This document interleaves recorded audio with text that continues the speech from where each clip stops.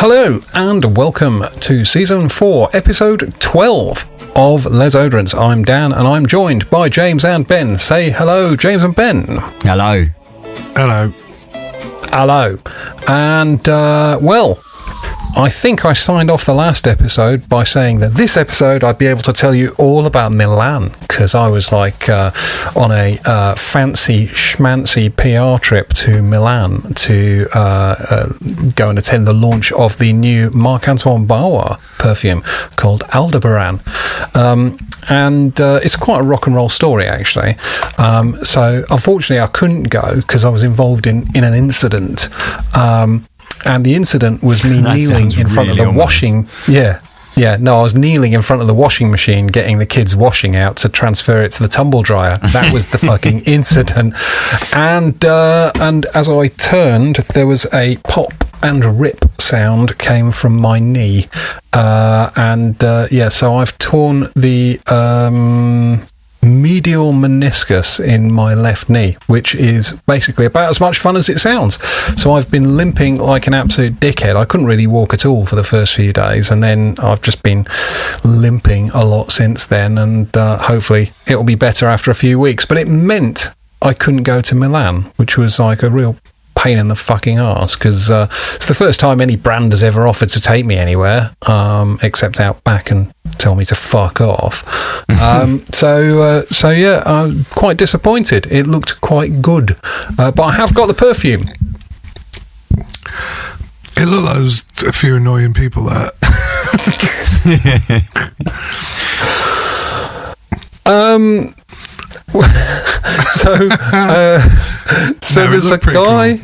There's a guy called Scott.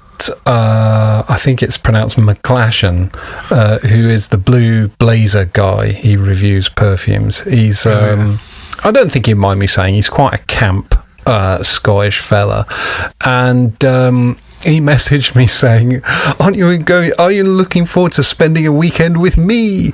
And I was like, yeah, okay. So basically this is where the fragrance community's happiest person meets the fragrance community's grumpiest, most miserable person for a weekend of like, where an immovable object meets a, whatever the fucking expression is, irresistible force.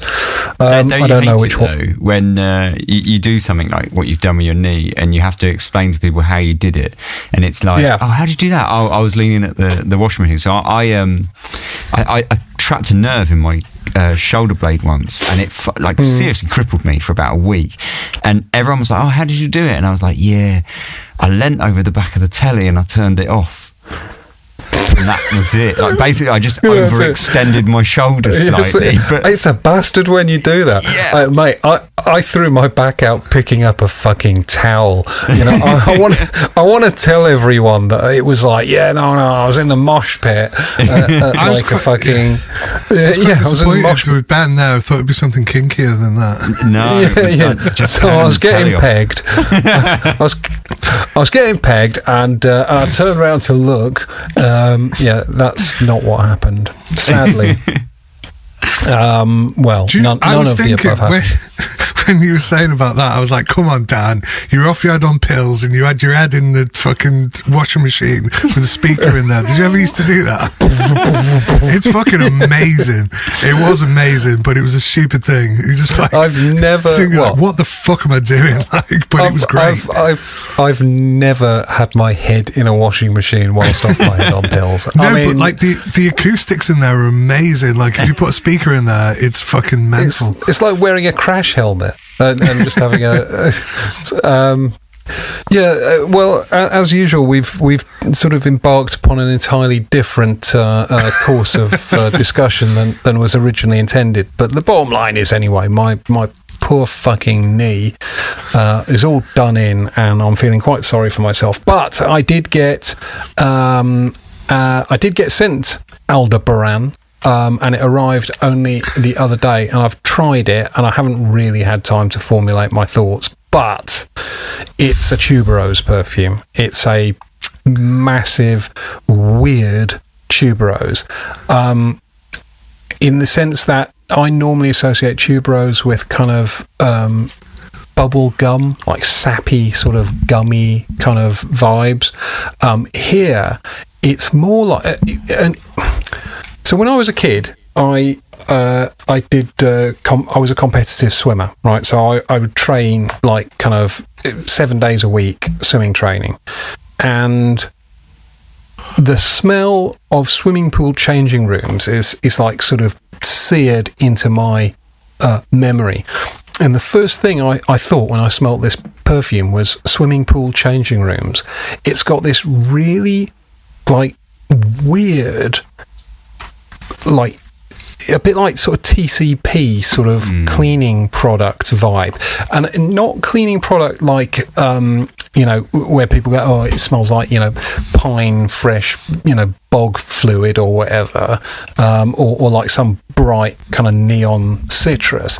This is weird kind of 80s 90s kind of industrial disinfectant. Antiseptic. Yeah. And there is a sort of like almost clinical antiseptic feel to the perfume. It's rather nice, actually, which is a really weird thing for me to say, but for a tube rose. I'm not honestly sure that I would wear it, but it is a really interesting perfume, and it doesn't have that same... And we've talked about the fact we're not absolutely sure what that biche aroma chemical thing is, but it doesn't have that thing going on. The PR pack, by the way, came out, and it said in it that one of the notes was a paprika agreement. Oh. And so I wrote back saying, what the fuck is a paprika agreement?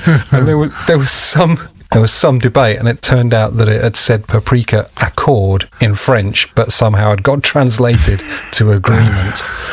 Yes. So beware the perils of using auto-translate. I am even more disappointed about your knee now, because I would love to have just seen your face basically when you went all the way to Italy only to discover that it was a tuberose perfume that famously you fucking hate. Agreed. So you didn't know beforehand, so were you like, no spoilers, I want to get to Milan? And I did know that it was a tuberose because they trailed some of the sort of a teaser sort of campaign about it. Had it not have been a tuberose, would you have pushed yourself to hobble around Milan? No. Okay. Honestly, I was in so much pain. It's almost fucking absurd. I was so pissed off, and I did it. I think we were playing like fucking Leicester or something, or no, I think it was Leicester, and it was like half time. It probably wasn't even Leicester now. I think it doesn't matter who we were playing. I saw that briefly. We got fucking battered by Newcastle, which is a nightmare because my boss is a fucking Geordie. My father-in-law is a fucking Geordie. Just like my dad. My dad's not with us anymore, but like we hear from his best friend occasionally. He's a fucking Geordie. It's like they're climbing in through the fucking windows. Yeah. Well, you're definitely going to hear from him next week, I should imagine. Yeah, I expect so. Anyway, I can't remember who we were playing, but it was like the Tuesday night 8 o'clock kickoff, and it was like half time, and I thought, right, I'm going to dash round and do all the fucking chores, and I thought, all right, quick, get a washing out, get in the tumble dryer, tear your knee, ow, fucking, that was it, just ruined. So I don't know what the fucking lesson is here. Like, maybe don't do housework ever. Yeah, ever. Yeah, I think that's a good and sensible plan. But I will send you both some Aldebaran to try, because it is an interesting perfume, if nothing else. I think it is probably a little bit highfalutin for my particular tastes, but I need to give it a proper wear, so I shan't judge it too harshly. But something I will judge harshly is the new Terre d'Hermès, which, James, when you were mooching around, Schiphol Airport and talking to us, being chased by a semi-sentient automated wheelchairs. I thought that was foreshadowing. Maybe you could have gone to Milan if you'd have just jumped in one of those. Do you know what I mean?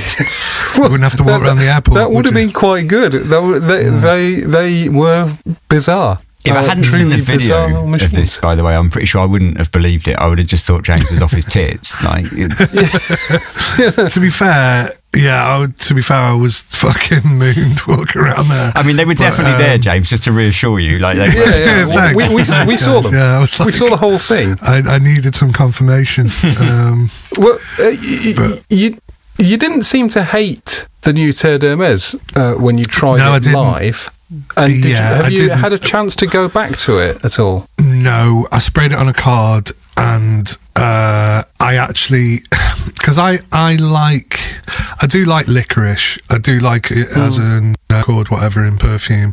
However, it does tend to be done in a very similar way and kind of evokes things like Lolita Lempica and stuff like that, which was always the kind of go-to. And then there's been some good niche ones, like there's one called, was it called Black Vines by Kerosene? Well, I've not tried that. I don't think I've tried any of the Kerosene ones. Oh, mate, some of those, like the coffee one and the licorice one and stuff, they're so fucking intense, and it is very rough and ready, kind of indie perfumery, but some of them are great just for the sheer like boldness of them. He's got one called Rude Elements, has he? And like that original one that he made, that's really, really kind of, it's almost like copper and cinnamon. It's very like metallic, and it's fucking madness. So his first perfume, whichever that one was, I can't remember what it's called now. So yeah, I actually really quite like that brand. I got the coffee one. Is it Follow? The coffee one. Follow. Yeah, I've got that one. The coffee in it is unreal. It's the best coffee I think I've ever smelled. Yeah. It's fantastic. It's the only coffee perfume I think I've smelled where it actually felt like I was smelling real coffee beans. It really captures it really well. Because it stains your skin like dark brown as well. It's madness. Yeah, I bet it does. Yeah, I remember getting some samples of it, but I think yes, whatever coffee material he's got there is fantastic. I'm assuming it's a natural that he's using. It might not be. I mean, it might just be made a really good coffee accord, but I think it is. And there's no reason why you shouldn't be able to get that like wonderful kind of notes of coffee. I always like, and I know there's a big debate about whether it actually does cleanse your palate or it's just overloading you with more, when they get you to smell the coffee beans in between sniffing perfumes. I've never been too hard on it. I understand I think removing yourself from the situation, not smelling anything for a minute and then going back to it is the best way when you're compounding a perfume or when you're sniffing various perfumes in a department store or whatever. Getting away from it and then coming back is always beneficial. But I still just like to smell coffee beans because coffee beans are a nice smell. So whenever they offer them, I'm like, yeah, I'll smell them. But anyway, so we're getting slightly off the point. The licorice, I thought, and initially smelling it, I thought, yes, it's not that like really tropey Lolita Lempica, and it'll start to kind of become a little bit annoying, but I haven't spent enough time with it to really truly assess it. Do I think that's a good direction for that line to go in? I mean, I would say maybe, I don't know. Like we've talked about flankers and things, and I think a lot of those Terre d'Hermès flankers, they might not have been very good, but they've all been along the lines of orangey, vetiver, that kind of like. They've all retained that earthy vetiver core to them. Yeah. That's what made them the Terre, the earth. Yeah. I just don't really get the connection with the original TDH with this flanker. I mean, I did read someone else say on Instagram, it may as well have been a standalone perfume, and I think I probably agree. Well, speaking of earthiness, now again, I'm just going to be sort of a bit twatty here, but licorice is a root, isn't it? And vetiver's a root, so yeah, earthy. You know, I can sort of see the tie there. But I get what you're saying. I could very well try that on my skin and go, yeah, guys, you're right, it's shit. But smelling it on a card, I liked it. I thought it smelled all right. And even later on, I probably still had the card the next day when I got home, and I was sort of sobered up a bit, and it still smelled all right. It kind of went down to that sort of cedary, kind of boring, whatever, but I certainly didn't have that visceral reaction of, I fucking really don't like this, that appears to be the consensus of people, because it is not popular from what I can tell just out in the world, in the community. Well, yeah, I mean, I think justifiably so. Ben, have you had a chance to try this one out? Yeah, I went and sniffed it. I sprayed it on a card, and then I stupidly sprayed it on myself as well, just to double down. I just thought it was bad. When I first sprayed it, I completely agree with what James was saying, because when you were talking about it, I was like, well, actually, I like licorice as well. Like, I really like licorice perfume. I've got the Little Empika Eau Extreme, and obviously Eau Noir, famously, I love that to bits, and that's quite licoricey. But I think Méchant Loup by Larsen Parfumeur, another one I like that I own.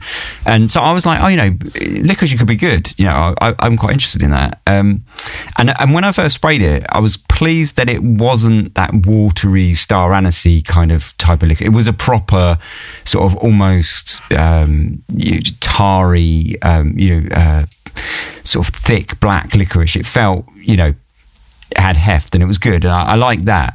And so at first I was like, yeah, this is all right, this could go places.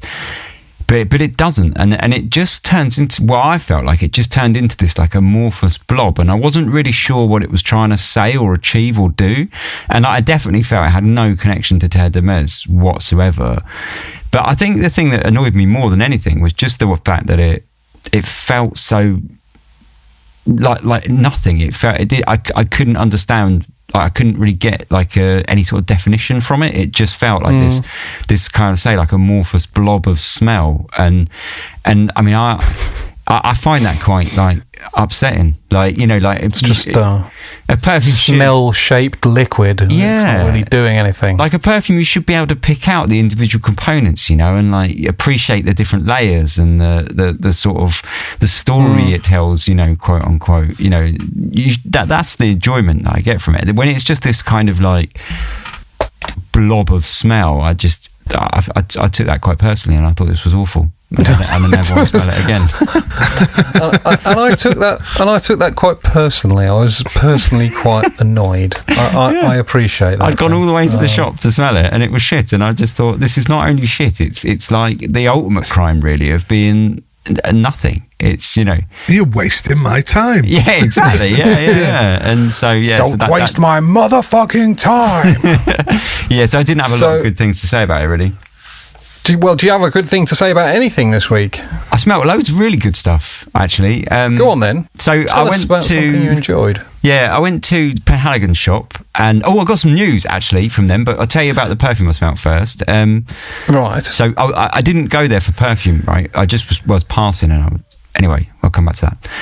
Smell Fortuitous Finley, which is the new Portraits one. Fortuitous Finley? Is it a horse's head?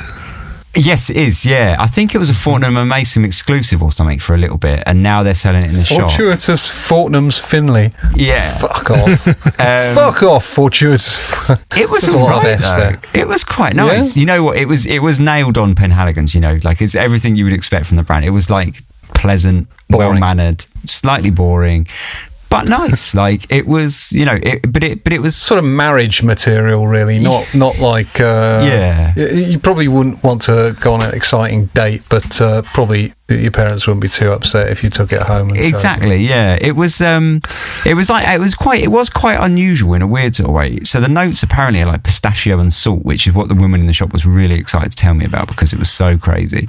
But it did have like this kind of like nutty, slightly creamy, slightly almost milky kind of thing to it, which I thought was quite interesting. It wasn't like this wild, wacky perfume that she was trying to sell. But it was nice. It was nice enough. I don't think I would go out my way to go and smell it again, but it wasn't the worst thing. James, have you smelt it? No, I walked past the Penhaligon shop today. It was quite funny because I was walking around town quite hungover with Jenny, and she was like, everywhere was a bloody garlic mayo. Everywhere we went, it stank of garlic mayo. I was like, fucking hell, like, just can't get away from it. And I was like, we will do in a minute, babe. We're walking past the Penhaligon shop, and then we just walked past it, and it stinks of Halfetti. It just like they pump it out into the street, don't Radiate, they? And and she went, oh it's quite nice actually. I was like, give it a minute, it'll start to fucking piss you off. You'll be pining for the garlic mayo. She was like, yeah, she's fucking annoying now, innit? So I mean, no, I haven't smelled it, but I did look at the bottle and I was like, it's getting to the point with those where I was looking at it going, horse's head. Have I tried that one? Have they already done a horse's head? Are they just re-promoting that one? They've got other horses' heads, haven't they? Is it even the same head or a different horse shape? I'd not seen it before because it had like, like those fancy horses have got like nubbler things on their little neck hair. Yeah, like little fucking ponytails. Yeah, like on race horses. Did you just make up the word nubbler? I did, yeah, but you know what I mean, right? Those little. I know exactly what he means. Well, I didn't have a fucking clue, mate. So you know, you're 50-50 on that one. Yeah, it's not too bad. Like their mane. You can put it in like ponytails, but like tight buns, like a fucking man bun. Yeah. Have you ever seen a horse with those like man buns? Their mane is like, there's probably about 10 of them or something. Side note, but Ben, you're a hair industry professional. What is your take on the man bun? I like man bun. I know it's sort of fallen out of fashion now, but I like it. I think it's cool. It's my nephew. Yeah, nephew. He's like 7 and he's got really long hair to like here, like shoulders. But he never wears it down. He only ever wears it in a little man bun with like the sides all shaved in like that kind of Gareth Bale-esque vibe. Sort of. I think it can look cool. Yeah, I think it's very despised hairdo, isn't it? It is. I'm just jealous of people who've got the appropriate follicular density to carry that shit off. Precisely. I just can't do it. Well, back to your Penhaligon's horsey head fin, whatever it's called. Yeah, so that was all right. But, so this is the news, right? So I don't know how excited anyone's going to be about this, but the reason I went in there was because I was looking... I'm going to guess. Yeah, go on. If it's Penhaligon's news, I'm going to suggest I'm not that excited. Yeah, precisely. But it makes a lot of sense, right? So I went in there to see if they did diffusers, like home sort of scents and things like that, because I'm in the market for a good diffuser, right? And I said, like, oh, do you do this sort of stuff? I've not seen it before. And she was like, we don't, but like by the end of the year, we're transitioning into that market. So like keep an eye out. And I was like, oh yeah. And she was like, yeah, no, big lines come in and all this. So apparently they're going to have a whole load of like home stuff, which I actually think is perfect for their brand because as perfumes, they're quite boring, but as home scents, they're fucking bang on. Yeah. Well, they're equally boring, but that's what you want, sell right? them in next home. Yeah. Or maybe John they would be able Lewis. to achieve the premium price if they had it in Next, would they? Not that Next is particularly cheap, but Next has its own brands, doesn't it? I had to go and collect a light. We'd ordered like a light that my youngest wanted for her bedroom from Next, and Lisa went to deal with like the guy at the collection thing, and I thought, I'll try their perfumes, and they were horrible, just like fucking vile, I mean, they may as well have all been like Lynx body sprays. I tried about 7 of them, and they were largely indistinguishable. So anyone who tells you that Next have a, dependable, reasonably coherent line of perfumes, tell them to get fucked, because it's a lie. Okay, so exciting news. I'm going to say I'm not that excited about it. Sadly. Yeah, no. I'm kind of marginally excited, just because I think some of them could make nice room sprays, but I'm not that fussed. But yeah. And then I smell all of the Galan line, which it was an old line, which was Absolute Orient, but they binned off the Orient and renamed them Allegora Absolutes, I think, and they changed them to these B bottles. But they're basically exactly the same, I think, as far as it sounds. So, they had the Encens Mythique was one of them. Right. Yeah, that line. So they've basically just changed that line, got rid of the word Orient and put them back out in B bottles. But there's a new one, which was a rose perfume. I think it was called, I can't remember, but it's a red bottle called Rose. You can't really miss it. I thought it was a bit boring. I thought it was a bit shit. But then it's not like this Rose Planter something or other. Oh, I don't know. Fiolio. Absolute Allegoria. Rose Amira. Rose Amira. Rose Amira. Yeah. I didn't really like it that much. I thought it was okay. I didn't think it was anything special. Didn't blow me away. Strong recommend there, Ben. Yeah, exactly. The one that I really enjoyed, though, was Queer Intense, and I loved it so much that I went back and bought it, except I didn't go back and buy it, because it was like, they're 160 odd quid. But if you shop around... What the motherfuck? Yeah, I got it for 95, which actually, I think for 125 mil, that's a good price. Not too bad. Yeah. But Queer Intense... Holy shit. I don't remember. I've smelt this before, but I don't remember it being this brutal. It's an absolutely honk of a leather that I felt was reminiscent of A Lover's Tale by Francesca Bianchi or Laura Mazzoni Hard Leather. Both of them have that huge hard leather. Yeah, retching sounds in the background. So that bottle there that you've got in your hand, what is that? That's 125 mil Queer Intense. That's it. Is that the Queer Intense? Oh yeah, I went back and bought it. Yeah. Oh, cool. I've got that one, but I've got it in the brown bottle. The original bottle. Yeah. So this is the new version. It's exactly the same perfume, as I think. Yeah. But they just rebottled them and removed the Orient bit and. How much are they? Sorry, £169, I think it was.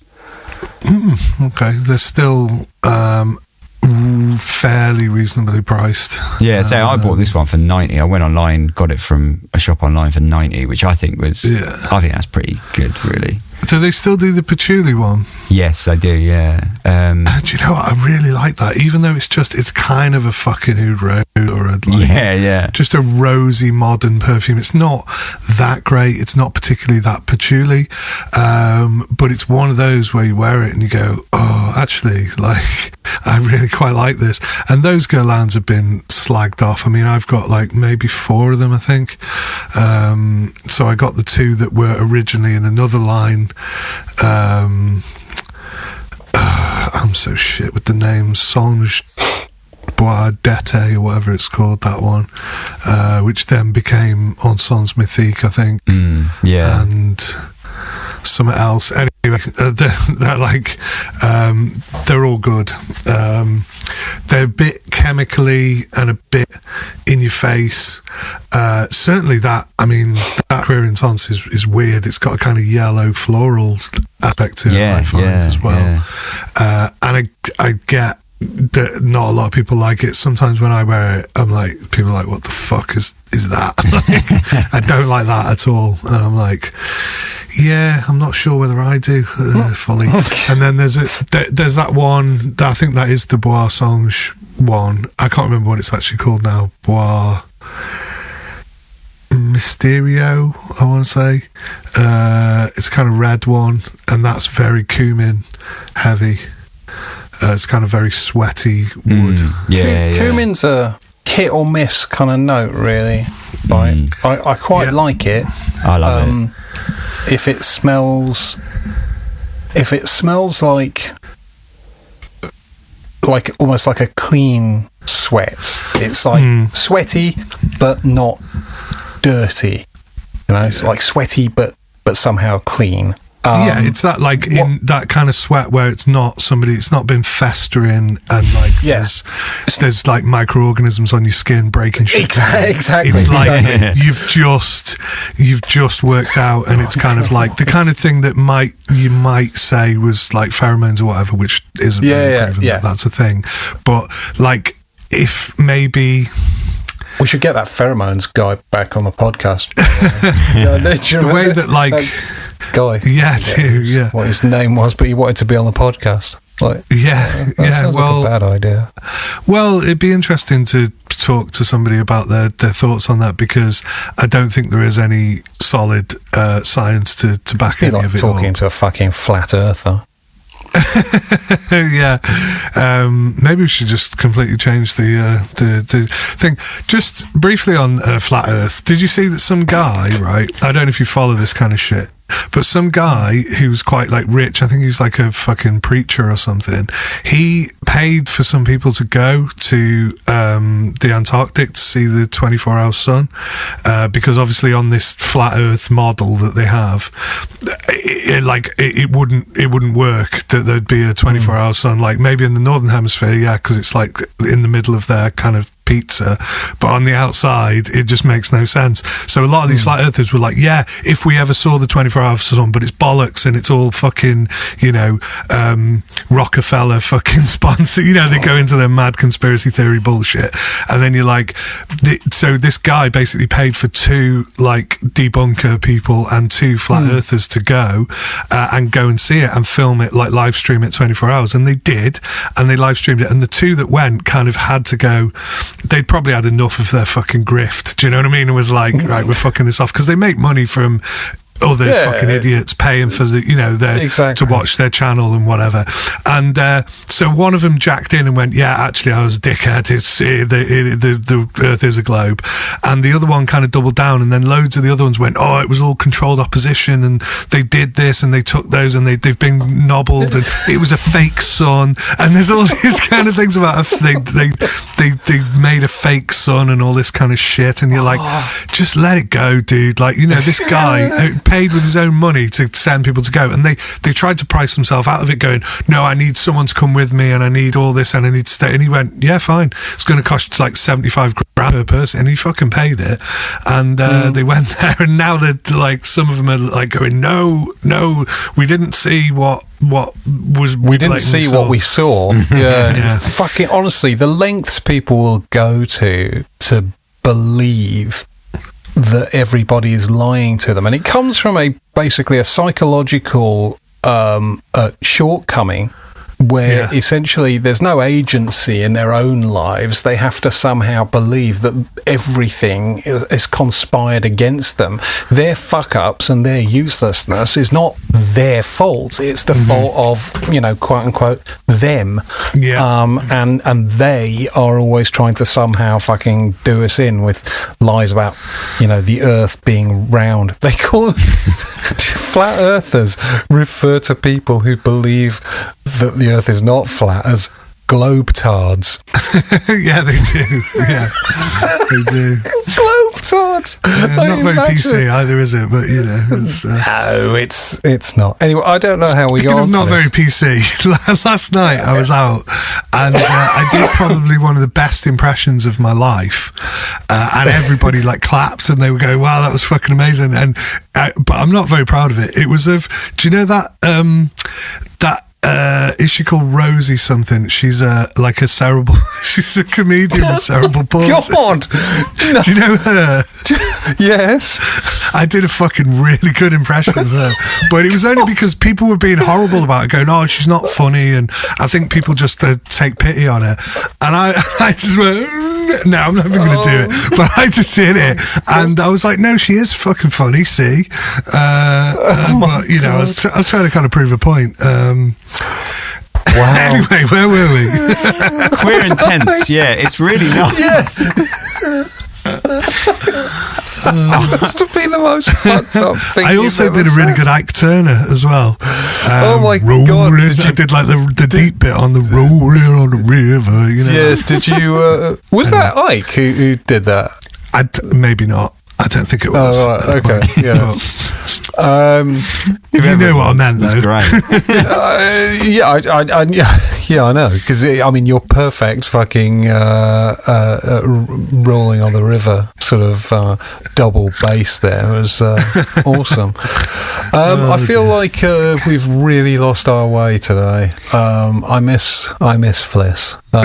Yeah, she keeps us in line, doesn't she? I don't know how we got from Queer Intense to this, but shall we go back to Queer Intense anyway and just pretend it never happened? I'm going to have to send you some, Dan. James, if you got it, that's cool. Dan, because I think you'd quite like this, despite the fact that I sort of compared it to those two other perfumes, because it doesn't have the sort of spicy, muddy earthiness of the Francesca Bianchi, and it doesn't have the like retchy poo smell of the hard leather. Well, I don't know the Bianchi, but I've only tried hard leather once, and it was one of the most repulsive experiences of my life. This is much softer. Stank of fecal fucking mess. It smelled like shitted in pants. Yeah, it's amazing. Like. This doesn't have any of the shit. This doesn't have any of the shit. It has all of the leather, but none of the shit. And it's sort of underscored by like James said, like some sort of florals, like waxy, fruity florals. And it does actually get quite powdery leather at the end. It's fucking magnificent. As a leather goes, it's some leather. Which Bianchi was it? Sorry, I think it's the one that I've worn. A Lover's Tale.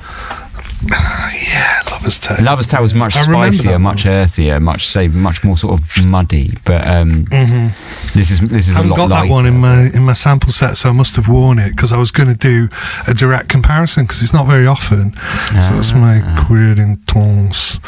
It's not very often that I have all the stuff to hand that we're talking about. So, I really like it. It's very sort of carnal, but not in a really, really dirty way. It's still got a bit of like classy Guerlain-ness to it, and it's kind of modern. I think it's pretty fantastic. The other one that people always kind of take the piss. It's almost like a guilty pleasure. This one because it's quite boring. Oud essential. Yeah. Which is your bog standard oud rose kind of thing, you know, but I quite like it. I still quite like it. And then that's the Bois Mysterio. That's the Cumini one. And then the only other one that I've got is probably the best one, Encens Mythique. Which is just the maddest, like...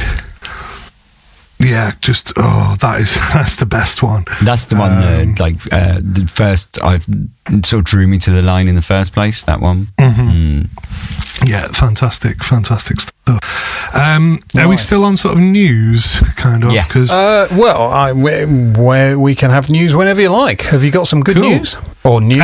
It's kind of fun news because... it's sort of like slagging people off and fighting in the comments, which is probably one of my favourite pastimes. So let's just find... So on Fragrantica, sorry to not be promoting... Frag what Place. the fuck's that website? Frag Place. So back on Fragrantica, there is a article which a couple of people have reached out to me about, saying, I agree with your comment. There's a guy called Eddie Baliki. Do you know who Eddie Baliki is? No. He is a fragrance writer who is pretty good. I mean, he's clearly pretty knowledgeable and stuff, but he's a classical pianist. Right. As a profession, and he was in that Dior documentary about what's his face? The slave labour stuff. I don't think it had slave labour shit in it. No, it was Dior, not the documentary about like Dior exploitative practices and such with their. No, not that one. I know that one. Okay.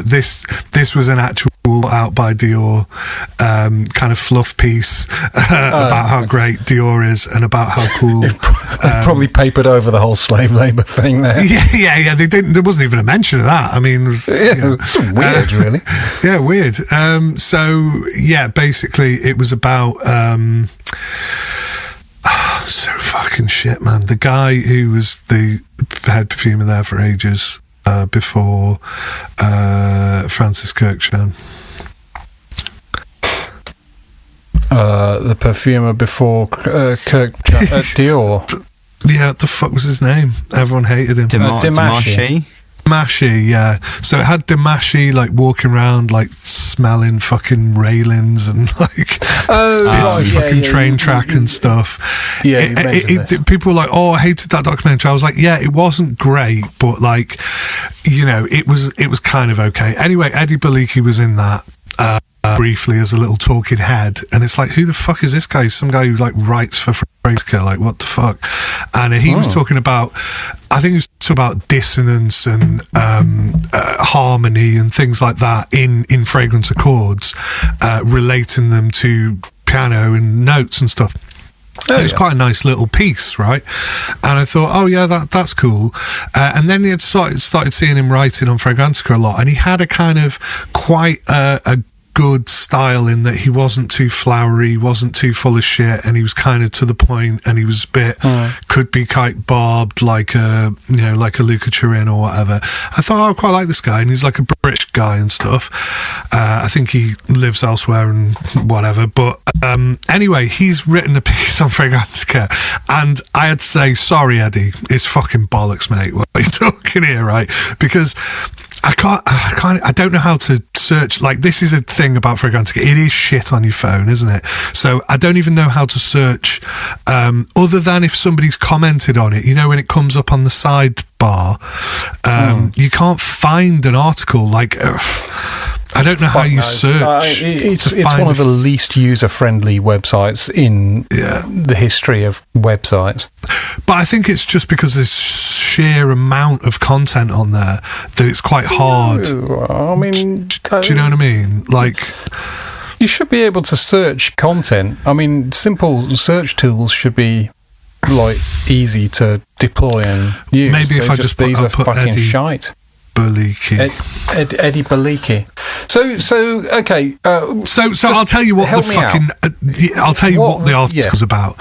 So it was basically him saying, is the fact that Maurice Roussel? No, he wasn't even saying that. He was saying this perfume by Frederic Malle was so shit because Maurice Roussel was a smoker when he made it. Well, that has to be the fucking stupidest, fucking suggestion ever. I mean, smokers will naturally have bias and fuck up a perfume in a particular way because they smoke. So my counter to that was, one, they're all fucking Parisians, mate. They probably all smoke. Do you know what I mean? Right? And also, like, the goats of the fucking industry, like a Jermaine Cellier or whatever. She had a fucking Gauloise hanging out of her mouth while she was making perfume. Like, yeah, exactly. Just, so I kind of, and I also think, like, me personally, if somebody said to me, like, when you quit, smoking tobacco and smoking cigarettes every day, did your taste and smell become better? And at the time I would have said, yeah, probably a little bit. Do you know what I mean? But like, also by the same rule, I don't think that is enough data or a scientific kind of thing, because people have different constitutions. Some people can go out and fucking cane it and go to work the next day, and do you know what I mean? There's different. So it really, I think if you're, and also you're saying, okay, I didn't like, it was dans ten bras, is how you say it. Tens bras. by Frederick Mal, and it's the Maurice Roussel one, and he was saying it seems unfinished, it smells like stale tobacco because Cashmerean smells like stale tobacco, and it's like, no, you're projecting that onto it because you read in an interview once that he was a smoker, and it was almost like a hit piece on smoking. It was almost like a stream of fucking consciousness that was like, why have you written this as an article, mate? Do you know what I mean? Like, it's a bit bizarre. And so he started like basically saying, oh yeah, like, you know, this is why this particular perfume's crap. So are you saying that all of his work was compromised? So, you know, do you not like any who was I saying? Is it Pierre Bourdon? No. Roussel. Roussel, sorry. Roussel's perfumes are all shit. Is that what you're saying?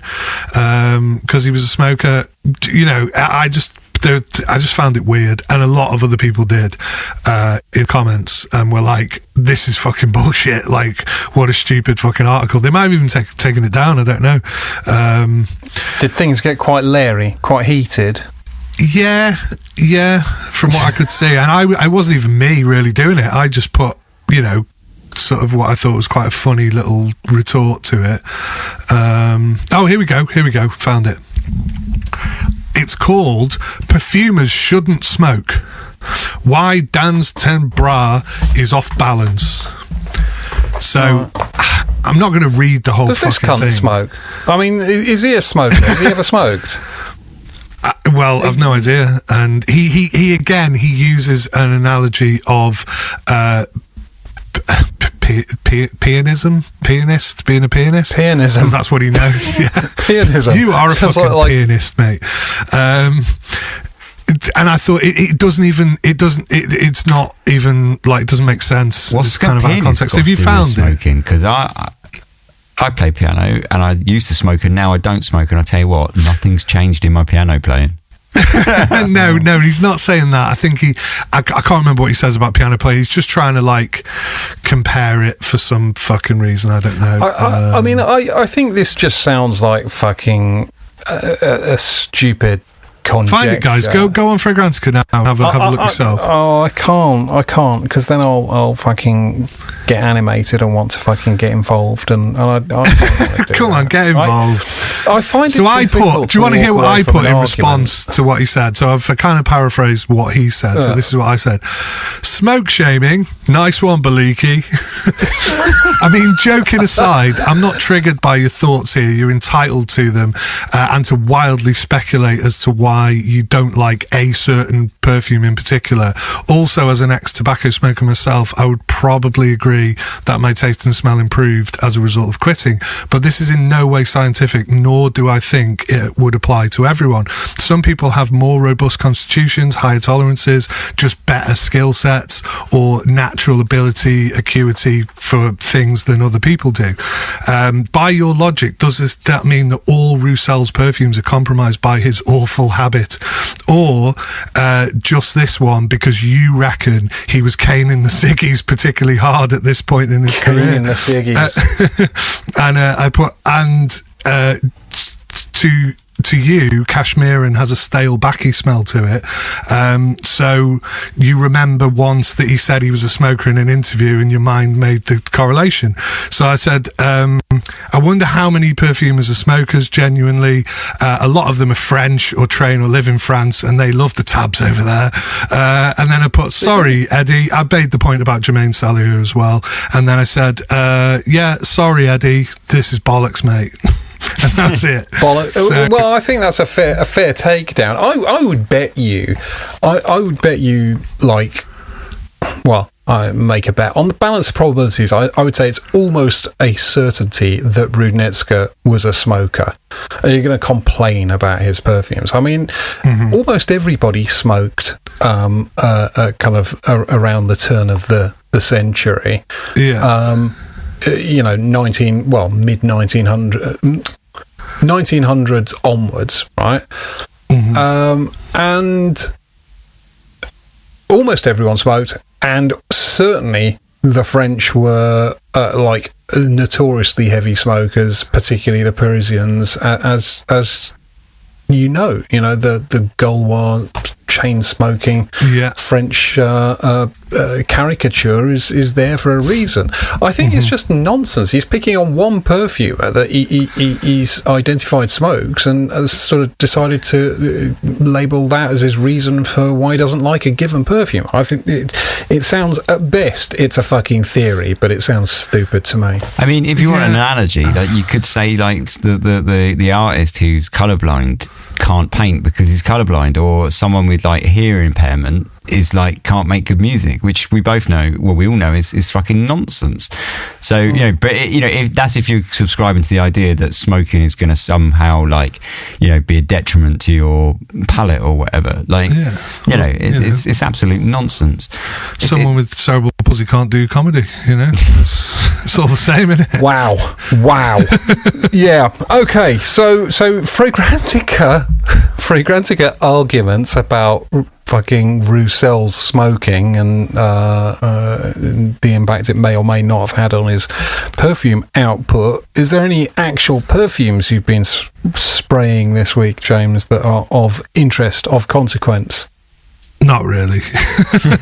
No, I've worn loads of stuff actually. I'm back into sort of perfume and wearing it quite a bit. Like I wore Chypre Palatin today, which was a bit fancy for me, but yeah, really, because I think one of my Instagram acquaintances, shout out to Sherry in Australia. She put up a post and said, I remember I had a chat with James in 2021 and he said, these are good. Or I said order from MDCI directly and he gives you loads of free shit, which he does, and that's really good of him. And she did that finally after fucking 5 years or whatever, and has got it, and posted like a thing of all her things that she's got, and I thought, I'll wear Chypre Palatin today. And also just thinking about my upcoming wedding and what I'm going to wear, and I think Chypre Palatin is probably up there as a choice. Good call. So yeah, I've just been kind of wearing different things, just picking them out of my collection. I can't really think anything stuck out in particular.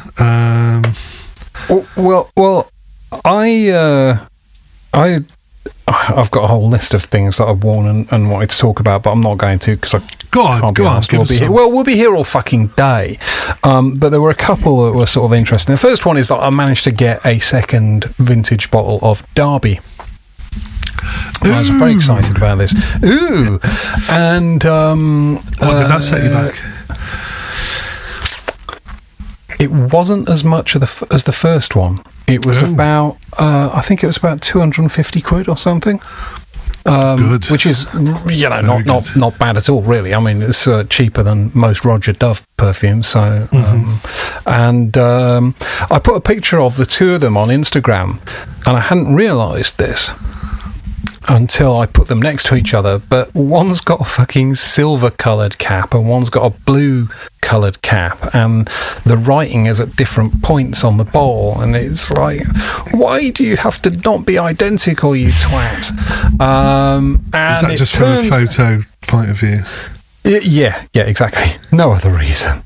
But after a bit of investigation, it turns out that the blue cap one was 1986, and then the silvery cap one was 1988. They changed the colour of the cap for some reason.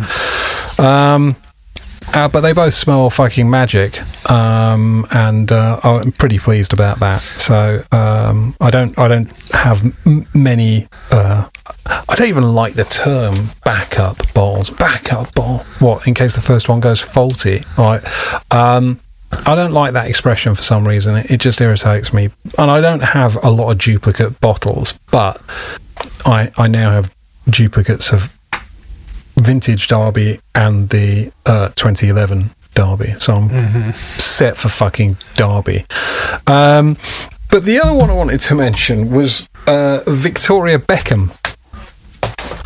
And you left a little pause there for us to go, What? The fuck? Huh?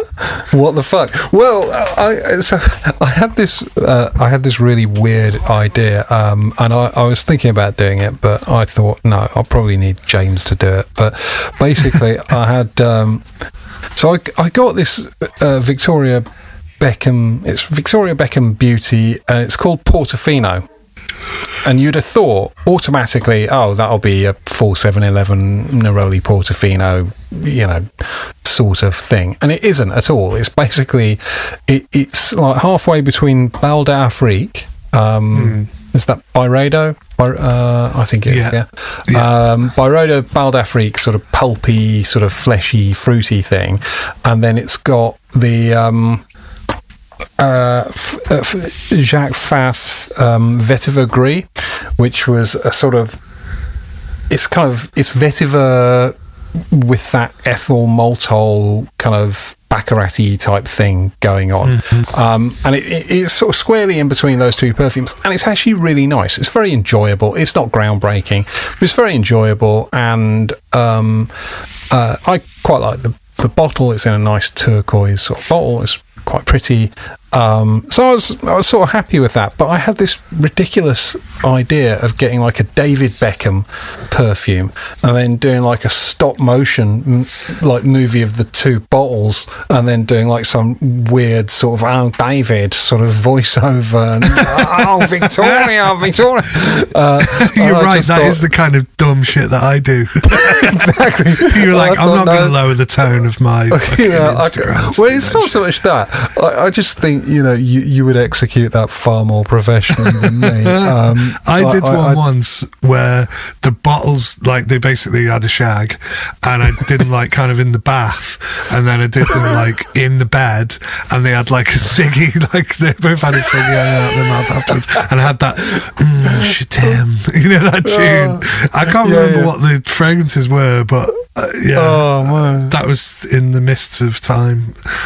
Wow. You'll have to dig that out, because that sounds fucking brilliant. And yeah, that's exactly what I was going for. It was a pleasant enough perfume. It's not worth kind of getting. Did you get it as a promo thing? Because I can't. No, I didn't. You went out and bought a Victoria Beckham. Sort of. No, I happened to mention to a friend that I tried it in the store and that I enjoyed it, but there was no way I was going to spend like 260 quid on it. And she said, "Oh, I've got a bottle, you can have it for," and it was a very reasonable sum. So it was like less than half of the retail. So I thought, well, fuck it, why not? I'll give it a whirl. I was feeling flush, which actually turned out to be an incredibly poorly timed decision, because I'm no longer flush, probably because I make stupid decisions like that. But there you go. Ben was looking at me throughout that entire thing like what, you bought a Victoria Beckham perfume? What the fuck is wrong with you? So when you told me about this earlier and this whole story, I was imagining like a Superdrug special Victoria Beckham celebrity fragrance. No, they're like 170 quid for 50 ml. Lovely bottles, but what the fuck? She's like upmarket celebrity fragrances. Yeah, I mean, yeah, doesn't surprise me, because she has like a clothing brand and stuff, doesn't she? That's like, is it called like 7 something? I have no idea, but she does, and they're really expensive, and they're just like fucking jeans or whatever, for like fucking Well, so is it the little hip flask type bottle that you got, Dan? Like it looks lovely. It was a 100 ml bottle. I think it's Jerome Epinette. Is that how you pronounce it? Oh yeah, Epinette. Yeah. He's the perfumer, and funnily enough, he actually did Bal d'Afrique, and the off-white solution, the sort of fruity one that I liked. So I think I think it is quite a credible perfume. It's got that sort of fun, sort of sunny, smiley, fruity sort of thing with, enough kind of sweetness to keep it kind of buzzing along without dominating. It's got a bit of vetiver. it's perfectly enjoyable. I wore it the other day and really enjoyed it. So I'm quite happy with it. I like her briefs though. So Portofino 97, right, which is in a lovely kind of turquoise hip flask. When David and I first met, we kept our relationship under wraps. This was when I was in the Spice Girls, when we were enormously successful all around the world, and David was playing for Manchester United. In 1997, we decided to take a trip to Portofino. I remember the light. I remember how the hotel smelled and how exciting that time was. I remember it like it was yesterday. So if you want to smell David Beckham's and Victoria Beckham's hotel room from 1997, get on Portofino. Okay, look, Ben, why don't you fuck off? You've ruined this completely for me. Thank you very much. Thank you. Was it the Portofino 97 that you got? Sorry. Yeah. Oh, cool, yeah. Yeah, really nice bottle, though.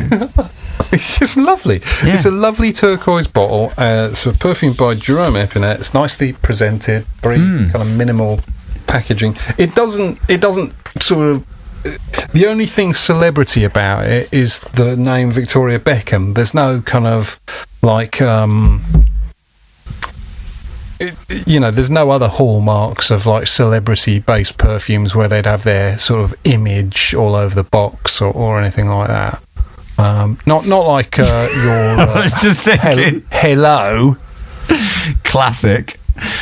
Yeah, it was nice. Hello. Anyway, I thought it was all right. I didn't realise I was going to get quite so much shit from you pricks about it, but there you go. No, I'm just surprised. Like the website, the bottles, everything looks a lot like, in my mind, I just imagined exactly like Hello, like a bottle with a print of her face on the front and Victoria Beckham or something. But it's quite shocking how tasteful the whole thing is, really. Yeah, I know. It's amazing. Yeah, but yeah, I'll maybe send you the bottle, James, and a David Beckham one, and you can do your fucking worst with the stop motion stuff. Yeah. Right, how are we doing for time? I feel like now would be a good time to have a break. Unless there's anything else important either one of you wishes to share. I doubt it. Oh. Is anything I say really that important? No, fine. Okay, let's wrap up part one, because I have something fun for us in part two. Well, I don't know how fun it'll be. It's never that much fun, but I think it will be a good discussion. So we'll be back in just a couple of minutes with part two. Stick with us.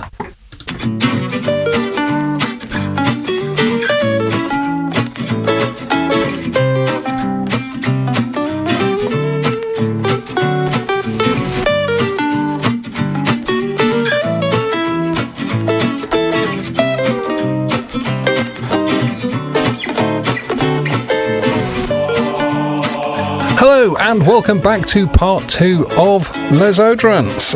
This week we are going to be talking about the 10 rules of wearing fragrance. This is not something that, we would be so presumptive as to come up with. This is something put together by Revive World, which is some sort of perfume magazine. And there's an Instagram post which has all 10 of them, and they're different, 10 different rules, each one by someone famous or big cheese in the perfume world. And this caught my attention because the first one up is Francis Kirkjan, who, I don't know, let's just see what people think of it. So this is rule number 1. By Francis Kirkjan: wearing dupes is wearing stolen work. Duping is stealing. You steal the intellectual property of someone by wearing a copy. Dupe brands are very clever, but you as the buyer of the dupe are being duped as well. Right, Francis Kirkjan, a man who's not had a fucking, single creative thought in the last 15 years, who is a millionaire many times over and sells his ethyl maltol fucking drool for £400-500 a bottle, is urging us all not to wear dupes. Do you think it's possible that this fucking baron of creativity has somehow got a vested interest in suggesting you shouldn't wear dupes? I'd say Francis. I think it's pronounced Yoop. Don't wear dupes. That's all I got at the moment.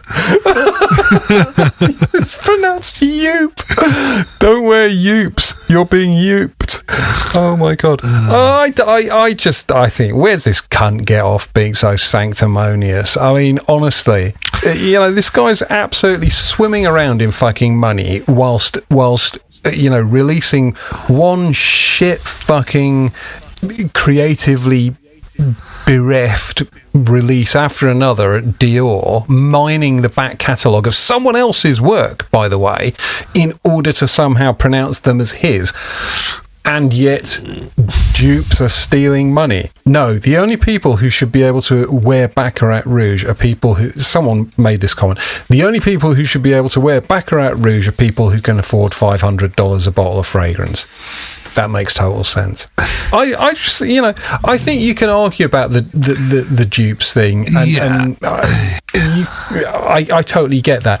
But I think for him to fucking climb down off his pile of cash and start fucking throwing shit around like some fucking overpaid silverback is just fucking irritating. That boils my piss.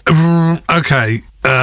I think the sentiment generally, you know how I feel about dupes and that sort of lack of creativity, but you do have a point about where he's coming from and him in that position. It's hard because he's probably, you mentioned Baccarat Rouge there, he's probably one of the most duped, and that has had a lot of money made out of it. But hey, you've made a few fucking quid yourself, mate. Do you know what I mean? Yeah, I know. And Just arguably poor fucking you're the one guy.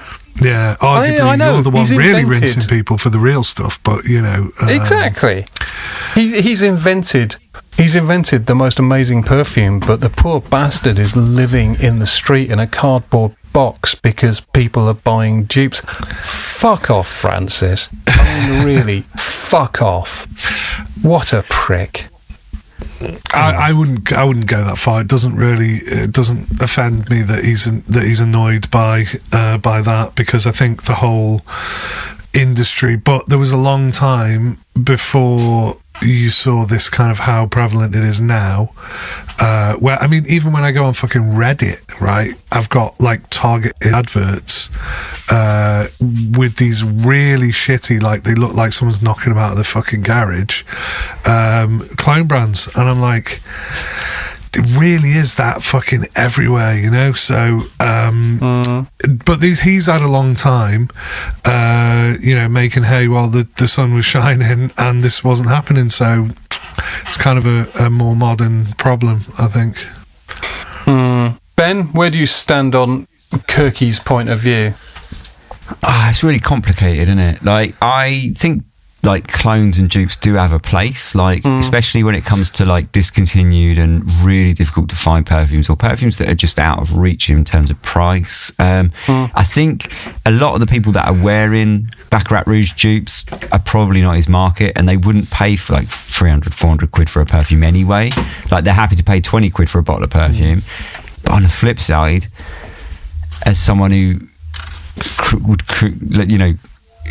is fairly creative, like, it must kick in your balls when like just like Baccarat Rouge as an example. Whenever I smell someone wearing Baccarat Rouge, I'm like, oh, is that Baccarat Rouge? And almost every time they're like, no, this is like, it's Ariana Grande clone. Yeah, and that they often don't even know what Baccarat Rouge is, and that must sting. But at the same time, then where do you draw that line? Because there are so many perfumes that are like. And I'm being a little bit like hyperbolic, as occasionally we do round here. But my gripe is not really that I think the essence of his point is wrong. My gripe is that it's him fucking lecturing us, because he, like, lecturing the serfs, like, why aren't you paying for my exactly, why aren't you paying for my exorbitantly priced perfume? But at the same time, he is just fucking playing Dior's back catalogue, in a sort of, it's just a complete lack of creativity from him. I don't think he's had a single creative thought in the last 15 years. So for him to lecture the peasants on how they are stealing his beautiful stuff just seems to me to be like, well, you're the last cunt I want to hear from about this subject, mate. And we could certainly, we spoke about it before, like value in perfume and stuff, for a lot of people, the market speaks, and for a lot of people, 400 quid for a perfume that smells like Baccarat Rouge is not good value. And so they look for something that is, and that's the long and the short of it, isn't it? And I think it's a complicated, so I sort of flip-flop a little bit. I can see it from both sides a little bit, ultimately, just let people buy what they want to buy. If you can't afford it, why should they not smell nice? I'll tell you what, I would rather the POVs smell decent than yeah, absolutely. If I'm gonna have to fucking stand next to them on public transport, exactly, I'd rather they smell pleasant. Not that I use public transport. That'd be ridiculous. It's far too below you. I don't know. Private jet and stuff, but still, occasionally I do have to deal with the hoi polloi, and I'd rather they didn't stink of piss. Exactly. So okay, all right. Any further thoughts on Kirky? Because he's at number one on this list. No. Nah. All right. So, number 2 is from Jacques Cavalier. This is Jacques Cavalier's perfume rule is 1 or 2 perfumes is not enough. Today it is difficult to convince customers that they need more perfume than 1 or 2. But, in brackets, I guess, it's not there. But they do. They need to have more than 1 or 2. Well, yes. I think probably we can all agree that. How much research has he done there? Fucking zero. Do you know what I mean? What is that based on? Your own opinion. You're a fucking perfumer, mate. You must know that there's people have multiple perfumes, and of course they need to have multiple. Yeah, you're right. It's in your interest, isn't it? Exactly. There's a whole heap of self-interest at heart here. I am producing perfumes. You need more than one of them. Yeah, don't stop wearing perfumes, even if you're allergic, even if you come out in fucking hives. Right? Buy more perfume, right? Just buy another one. Keep buying. I mean, what is he trying to say there? Is he trying to say that people need more than 1 or 2 perfumes, like 3 or 4, 5 or 6, whatever? Or is he trying to say people should buy every single last Louis Vuitton perfume that I knock out, which is now numbering about 20, and you should just keep buying them? If that's what he's saying, I'd start to question it. I mean, I'm happy to agree that you should have more than 1 or 2 perfumes, as the... Well, I say proud, it's a source of some embarrassment, but as the owner of a cupboard of shame with more perfumes than I can count, I think I can agree more than 1 or 2 is good. But one might say that's a very cavalier for a normal attitude. person. Hey! What a cavalier attitude. Yeah, what a cavalier. It's unbelievable, isn't it? And that is why people listen to this podcast, James. It's like witty wordplay like that. So it just keeps them coming back for more, doesn't it? I know. Ben, I think that is a very salient question. How many is the right number? Or... I mean, the right number is as many as you want, but what's the, what is the minimum number of perfumes someone should have, given that you can't, no one in their right mind could wear the same perfume for all fucking occasions. What would be the minimum number? I would have said anything less than about 5 is like embarrassingly few. It just says you have no self-esteem.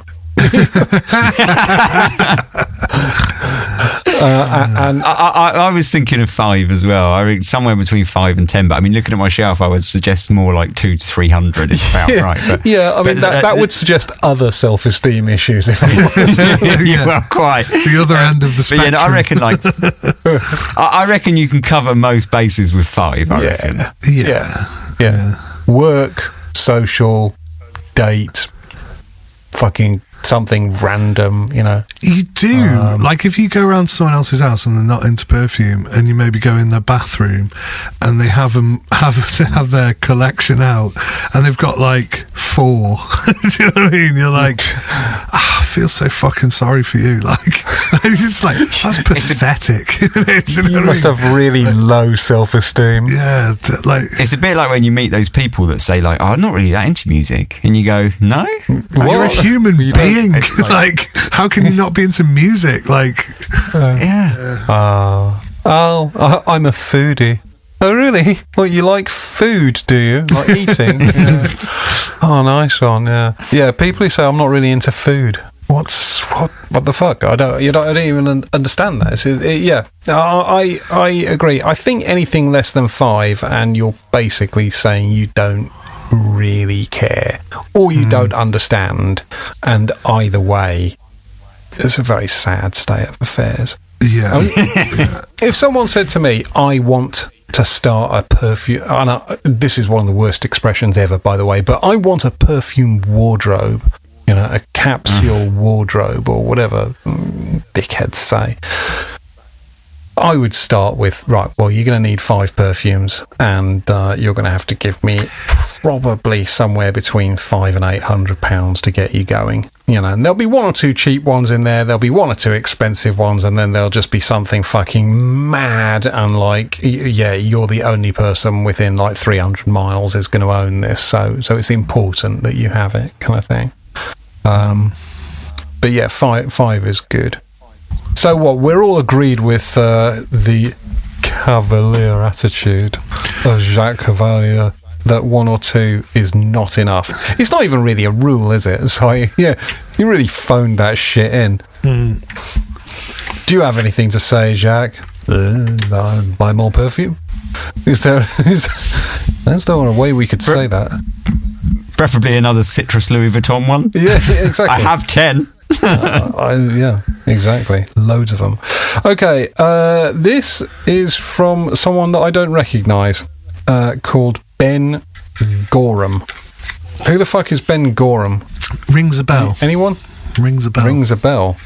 He looks, well, frankly, he looks like he would handle himself pretty well in a fight. I'm not going to fight this guy. He looks like, he's sitting down, but he looks like a fucking ogre.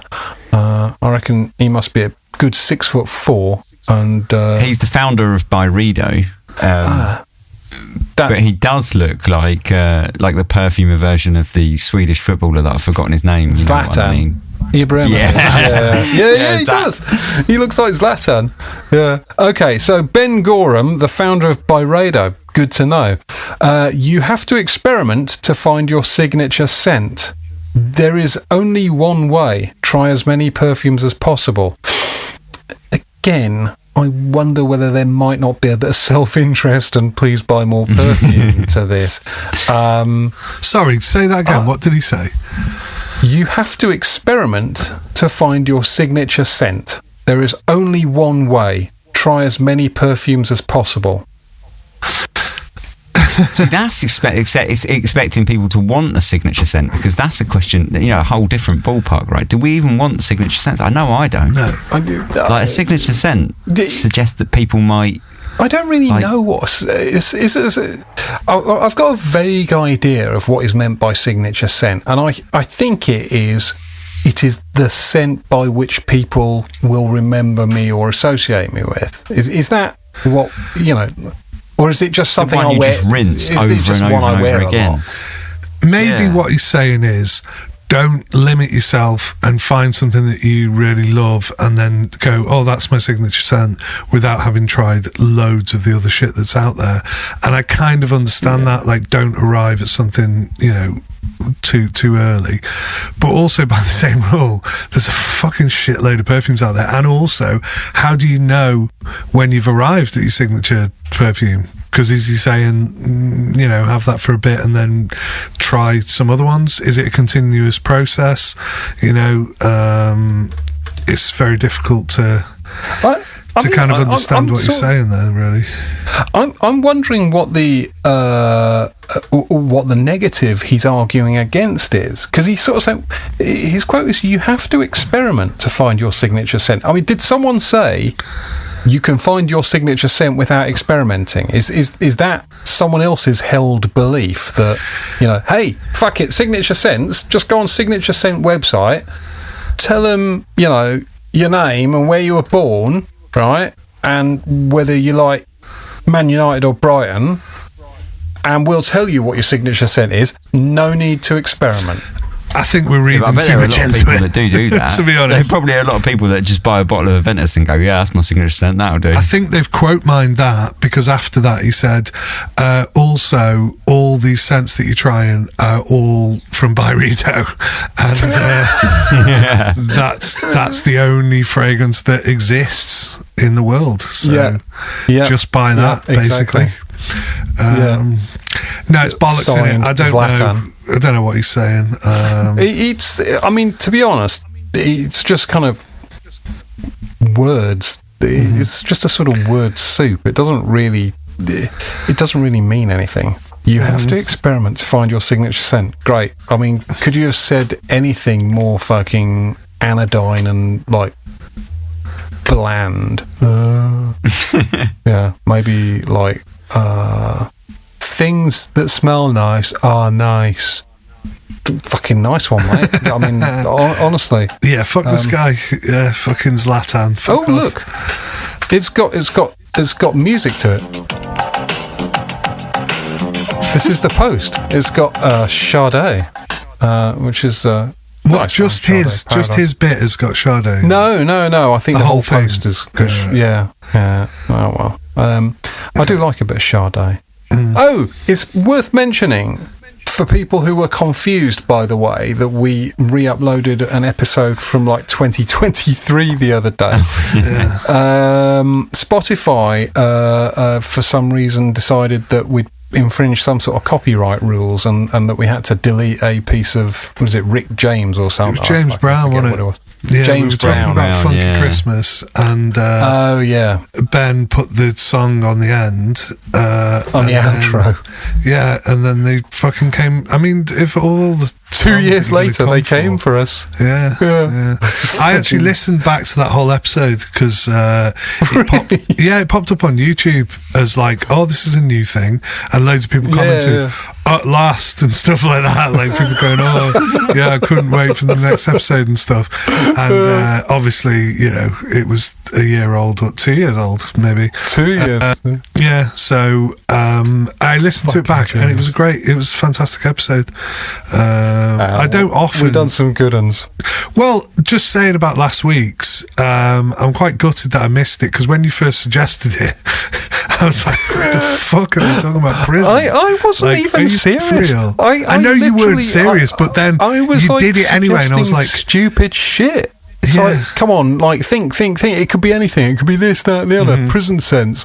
And Fliss was like, yeah, we'll do that. Cool, yeah, nice one. Yeah. What? And then when you actually did it, I was like, how are they going to fucking pull this off? And you really did. I mean, a lot of it was about, you know, avoiding fucking sexual assaults or like, actually, like, having a harem or something, or like, you know, there was some weird shit in there about like, oh yeah, all my bitches are going to wear like the same fragrance. I was like, wow, this is actually a great episode. So yeah, it was a bit of fun. It gave a bit of an insight into, you know, the psyche of some of you. And yeah, it was interesting. It's fucking weird. Fucking weird. Right. Are we on number 4 now? Number 4. Okay, this is Mona Katan, queen of the PR gift. She keeps sending me like pink sort of girly perfumes that my daughters keep taking, and I keep saying in my reviews, I don't really like them. The girls like them. Layla. Kayali. That's it. Yeah. So the one that so they all come in these ridiculous packages. So one of them came with like a pink frilly sort of lace nighty thing in it. It's like the fucking fuck. But my daughters just absolutely love them. Just like, yeah, mine. Is there a new Kayali PR package? Dad, can we have it? Well, fair enough. Anyway, Mona says layering scents increases longevity. Mixing different layers together helps with longevity because the combination together becomes more complex. What? Say that again. Sorry, I know you keep repeating them, but it's like word salad. What? Fucking croutons? Fucking what? Yeah. Layering scents. No, it doesn't get any better second time. Layering scents increases longevity. Mixing different layers together helps with longevity because the combination together becomes more complex. So complexity is being conflated there with longevity, or... Correct. But obviously, if you're putting twice the volume on, because there's one, there's two... Do you know what I mean? It lasts longer. But what if I mean, it probably does. So when Ben does his two sprays on his wrist, he can do one from each of two bottles.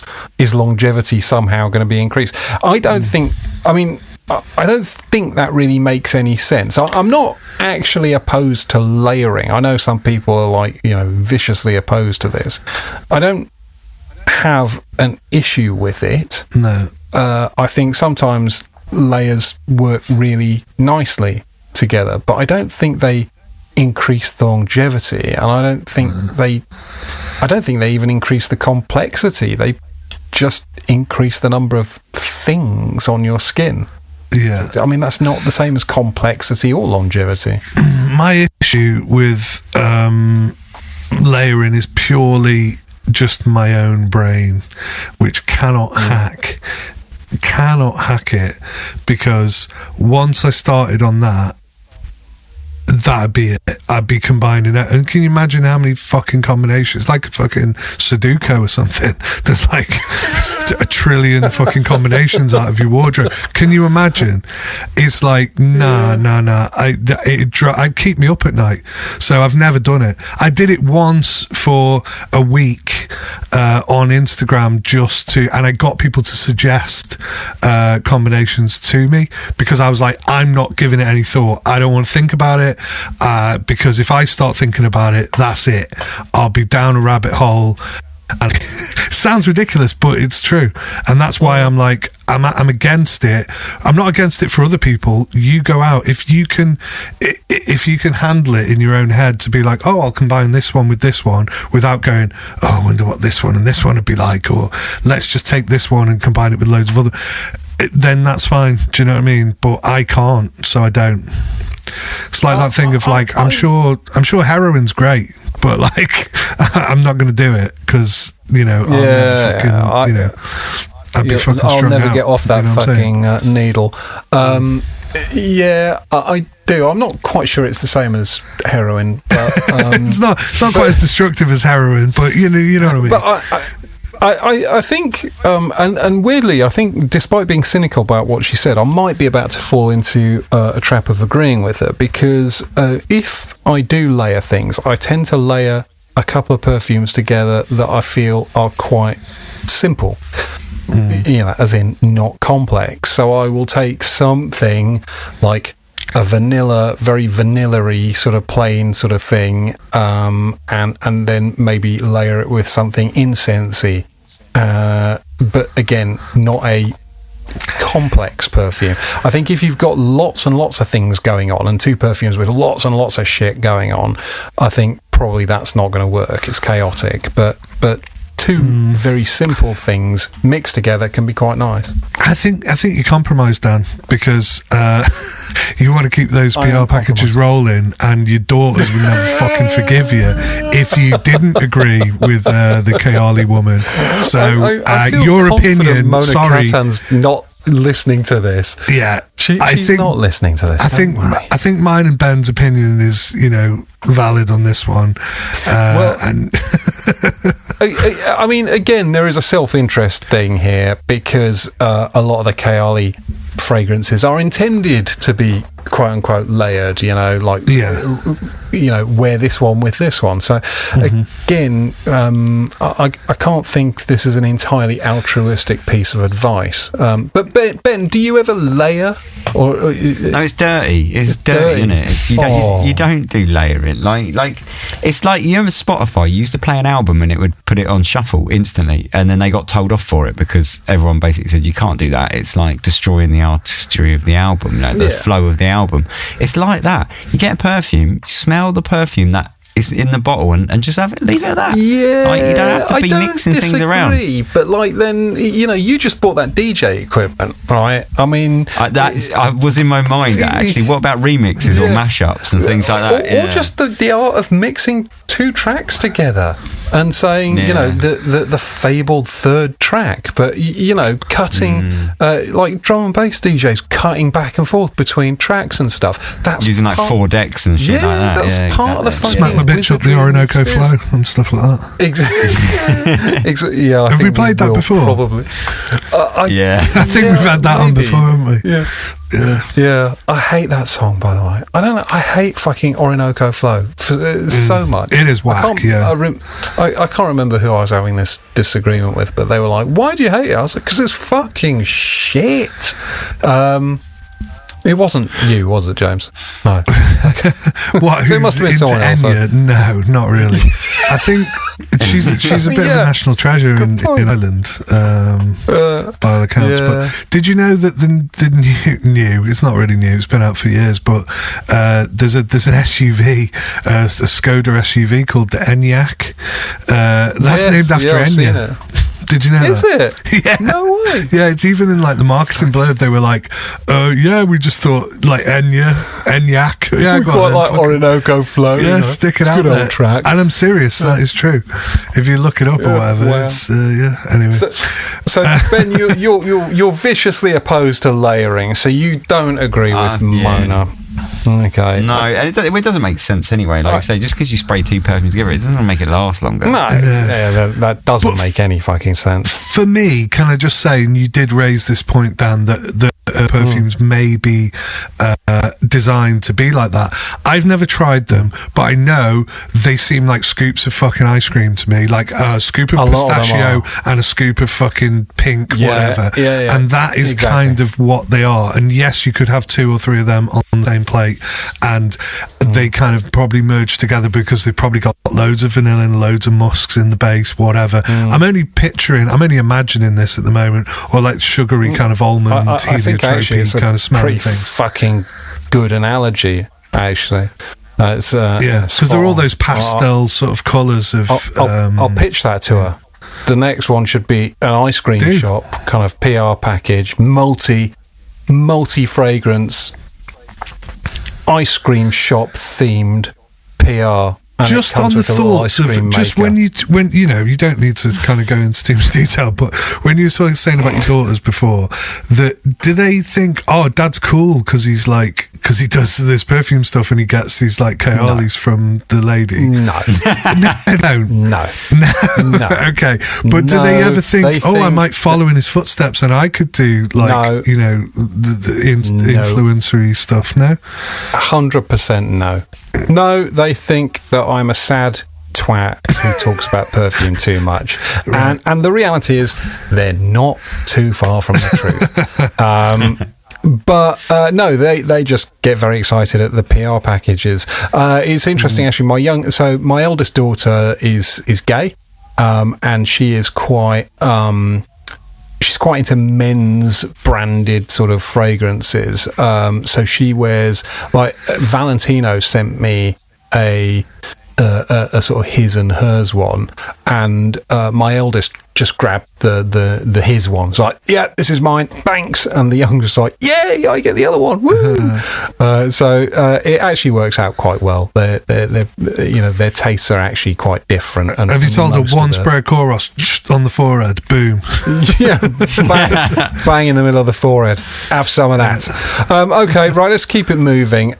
This one is a less disagreeable piece of advice. This is Frederick Mao. Said, allow fragrances to settle before deciding. Try on 1 or 2 perfumes and then walk around the store for 20 minutes, and after that it will have settled and you should have some confidence in whether you like it. So sensible advice for me. It's that's sensible advice to live by, isn't it, really? Yeah. And I mean, the picture as well, Frederick Mao looks like he's a man you trust in that picture, you know. Avuncular, I think, is the word I'd go for. Which I think he does look like a kindly old uncle. I think it's not. It's a newbie piece of advice, isn't it? I mean, it's if you were telling someone who'd never fucking had any experience with perfume what to do when they went into a shop, then you'd tell them that. But this is not exactly fucking revolutionary. I think I'm just going to skip over that one because it's not content. I think it's good advice. Sorry, can I just say that it's good advice to get away from pushy sales assistants who go, "Do you like that? Do you want to buy it?" As soon as you've sprayed it on, and I'm like, "No, I'm gonna walk around for 20 minutes and then I'll come back." And it's like, I have no fucking intentions of coming back, but I'm just saying that to be I say I'll walk around for a bit, straight out the door. Goodbye. Yeah, see you. So like we always rib Penhaligons for that, right? But they're like, well, we rib Penhaligons not for that, but for them being Penhaligons. But their sales staff are really chill. They are like, good. They are very good. They always say like, don't buy it now. Like, come back in next week when you've had time to like sit on it and stuff. And you're like, okay. They're fantastic with leaving samples and stuff as well. They're always really, very good in there, I think. Okay, well, look, at number 6 is Killian Hennessy. Is that really his name, Killian Hennessy? Yeah, he's part of the Hennessy cognac dynasty. Is he? Family. Yeah. Oh, he's a Nepo baby. Yeah. Yeah, that's why all of his stuff is like brandy. based around like cognac glasses and stuff like that, yeah. Right, I didn't realise. That's a bit disappointing. Angel Share makes so much sense now. Yeah, okay. Number 6, Killian Hennessy says, wear perfume even when you stay at home. In brackets, consume more perfume. I mean, these are all like fucking consume more perfume. Yeah. Turkey's not voting for Christmas or whatever the... it's completely the wrong expression, but I mean, this all seems to be very, very fucking self-interested advice. Yes, I'm a perfumer. Buy my stuff, not dupes. Yes, buy more than one. Yes, and use it all the time, even when you're at home. Great. Applying perfume at home can provide a sense of normalcy and boost confidence, even without external engagements. Choose scents with warming and comforting notes to create a cocooning effect during the winter season. I mean, I don't really agree with the whole... Well, it's not agree or disagree. Like, what he's saying in that second part, yeah, whatever. But the main thrust of his idea, wear perfume even when you stay at home, I mean, why wouldn't you? Like, I don't wear perfume for other people anyway. Yeah. Like, whether I'm at home or, like, in the shops or whatever. 2 sprays on my fucking wrist. 2 sprays on my right wrist, that's it. Yeah. It's more noob advice, isn't it? It's, it's like, come on, Killian, you don't need to tell me this shit, mate. Wear perfume even when you stay at home. I mean, I'm at home most of the time, so if I didn't wear perfume at home, then I would just have way more perfume than I need, which would be ridiculous. Oh, hang on, wait a sec. I mean, it's not even... But that's quite an old-fashioned thing, isn't it? Like, you should only dress up when you go somewhere nice. Like, or you could do it every day. Like, yeah, I mean, Revive World have said some of their most controversial rules. It's not really a controversial rule, is it? Wear perfume even when you stay at home. I mean, again, what's the negative they're arguing against there? No. Did someone show up and say, no, you must never wear perfume at home? Au contraire, I am Killian Hennessy, the great visionary. I insist you must wear perfume when you're at home. Contrary to popular opinion, it's really important that you do wear it at home. It's not really a controversial rule, and you're not really arguing with anyone here, mate. And also, I'm disappointed that he's a Nepo baby. That sort of ruined everything. Right, fuck off, Killian. I kind of see him as sort of like the who's that fucking interior design guy who has flowery fucking shirts and shit? Oh yeah, I know the one you mean. People always used to say I look like him, which is completely fucking unreasonable. What the fuck is his name? Isn't it some double-barreled name like Lawrence Llewellyn Bowen? That's Bingo. it. That's it, yeah. Well done. Yeah, what a cunt. Jacques Cavalier is back at number 7. He looks mean there, doesn't he? He looks like he means business. He looks like he's gonna fuck you up, cuz. Don't rub your wrists together, you can't. He looks like he's limbering up for putting fine wine in the microwave. Yeah, don't rub your wrists. It's like putting, not even don't rub your wrists. Don't rub your wrists. Putting a fine that nothing to do with perfume. Channeling the picture behind him as well, isn't he? It's like a chain of scowls, aggressive stares. The scowls through time. That guy's looking at the back of it. You can. And he's like, you can. Fucking don't you rub your wrist together. Oh, don't you give me cunt, you cunt. It's them cunts. Yeah, don't rub your wrist. It's like putting a fine wine in the microwave. Never. I personally love hot wine from the microwave. Yeah, I'm a big mulled wine fan at Christmas. And what about Crimbo Jack? Yeah, it's. I don't know. Is that actually is it a big crime to rub your wrists? I mean, I don't sort of furiously rub my wrists together, but if I spray or dab on one wrist, I'll sometimes just clap them like a seal. Have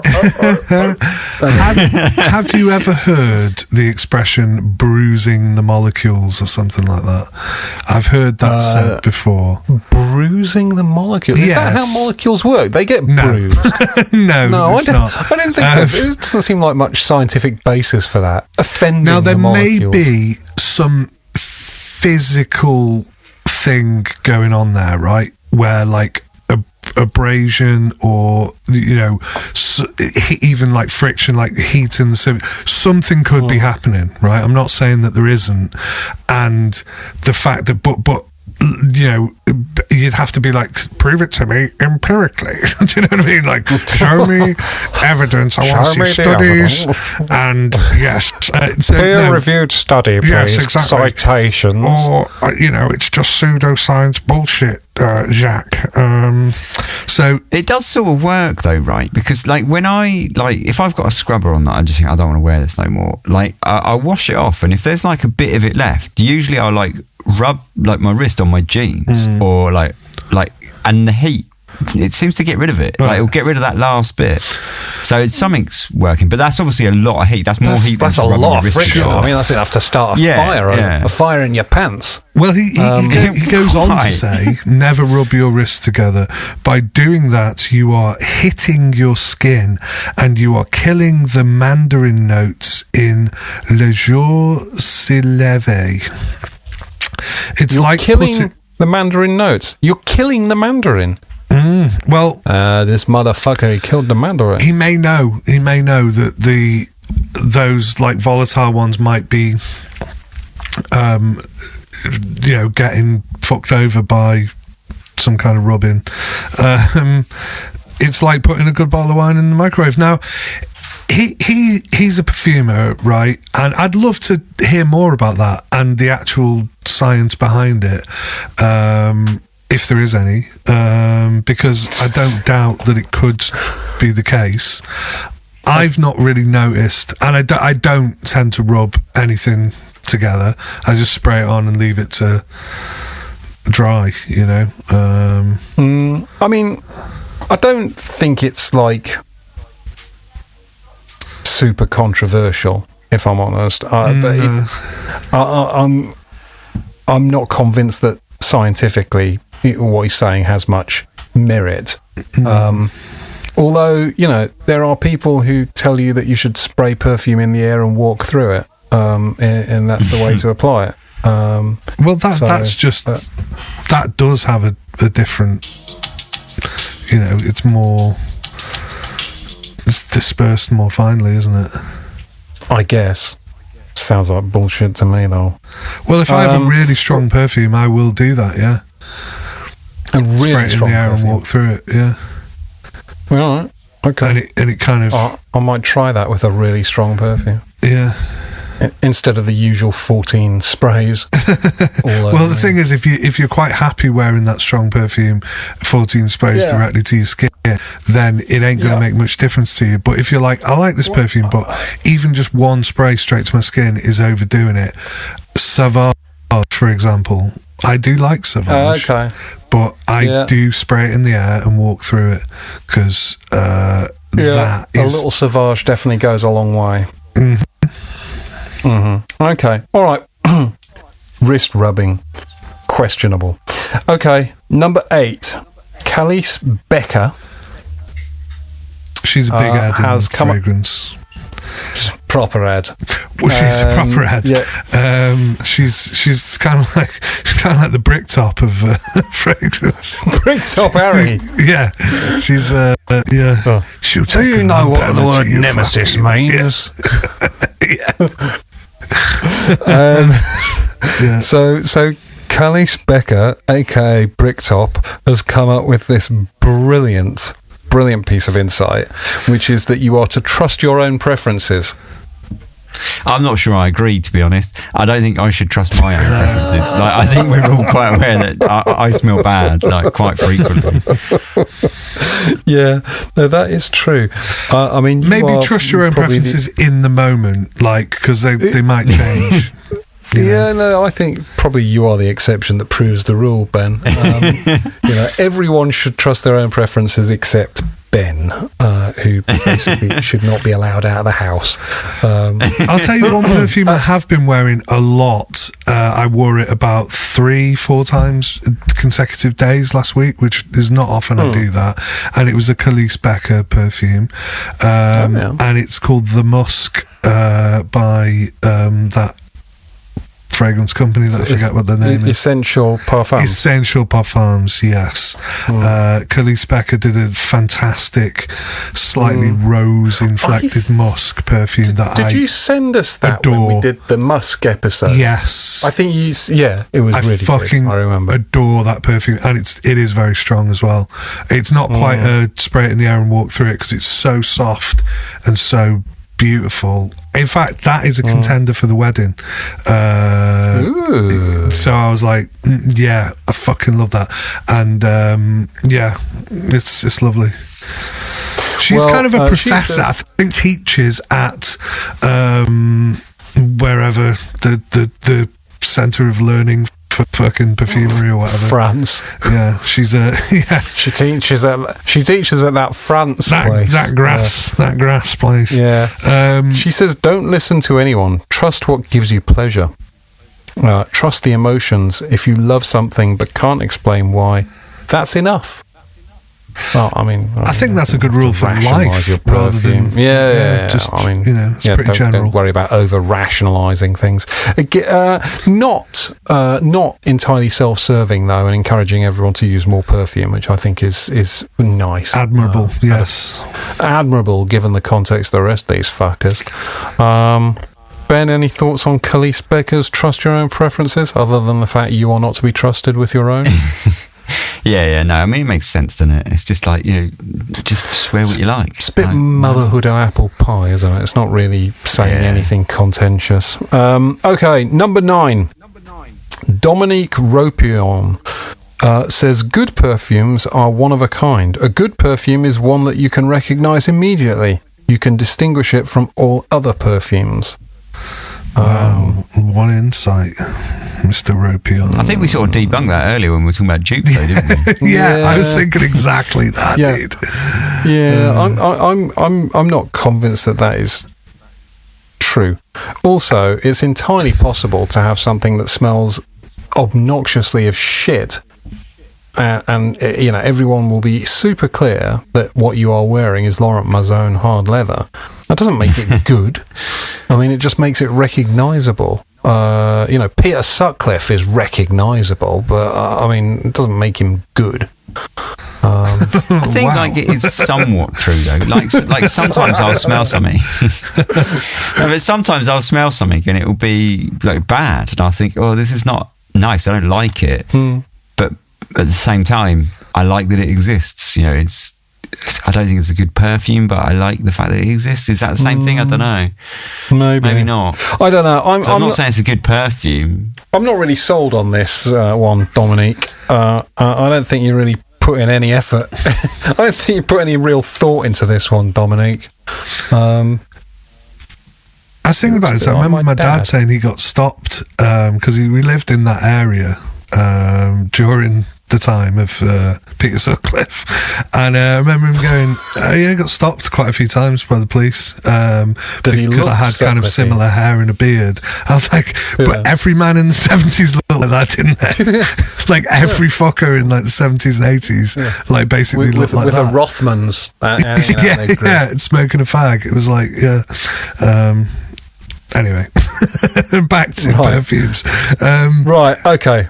I feel like some of these have been like moderately contentious. A lot of this has just been like pure fucking wank. But Dominique Ropion's a good perfume is one you can recognise immediately. I think that just sounds like sort of like it's quite feeble. It's not well thought out. No, but you can recognise lots of stuff immediately that's shit, and there's lots of good stuff that you cannot now differentiate because it's been cloned to buggery. Yeah, so but if it hadn't been cloned, think about perfumes that you've got that no clone has been able to live up to. There must be things that you adore. Au Noir, like there's nothing like that. Yeah, but there's no one cloning it because it's fucking horrible. Well, let's say that. Think about something that there are clones of, but they don't live up to. You must have some, Dan, surely. No. Or you're not even interested in the clones because you're like, I love that perfume so much that. Well, I suppose there are perfumes that I've got which I would say they're instantly recognisable, and I love. But most of those don't have clones because they're a bit like, they're not worth cloning for the clone companies. Yeah, there's no clone of Derby. I don't think Rubius Bleu has been cloned. There's plenty of them that have not been cloned. But I think the sentiment of what he's saying is like, if something's really close to your heart, I don't think he's getting into the technique. I don't think he's clearly not. You're right. We're over-analysing. Kirky's is quite a bitter, like, I created Baccarat Rouge, which I would say is fucking genius, right? Even though I don't like it particularly. Yes. I think the actual elegance of that, it's like fucking, Einstein or fucking Lorenz or something, like coming up with a formula that's like, yeah, exactly, it's like something that's like, wow, that's really fucking unique, and then loads of other people just fucking coming out with the same thing. It must be annoying, and clearly that's where he's coming from, whereas Ropion is a little bit more if you truly love something, don't buy the clone. Do you know, that's kind of basically what he's saying there. Don't buy the Frederick Mal. It might seem expensive, but it'll be better. I think he's also making a play for creativity there, isn't he? It's like saying stuff that's just smells like other stuff probably isn't that great a perfume. It's just a bit more Me Too-ness. So yeah, I suppose it's okay, but it's a bit bit wishy-washy. But a lot of this shit is, and the more I get into it, the more bored I am. So the 10th and final in this incredibly boring list of like inflated egos pontificating about bullshit and doling out kind of self-interested advice is Tom Ford. And Tom Ford says Can I say this one? Oh, God. Imagine you say this one. I'm in the bathtub. This is my 6th bath of the day. Be generous when spraying. Many people think you should apply fragrance lightly. Why? Splosh, splosh, glug, glug, glug. He's drinking wine in the bath. Why smell only one little bit good when you can smell great? There you go. I wish he'd said, why smell only a little bit good when you could smell a lot bit good? Or like, why smell a little bit good when you could smell well gooder? Yeah, to do that in a West Country accent. Yeah. What? Why smell only a little bit good when you could smell a lot bit good? I don't think that's how Tom Ford. I think your impression of Tom Ford was closer than mine. I think Tom Ford just wants you to spend more fucking money because he's like, I put the price of them up and 50 mil. They don't even do 50 mils anymore, does he? They do. I did. I tried a 50 ml bottle of Oud Wood, the new parfum. Oh, right. Is it good?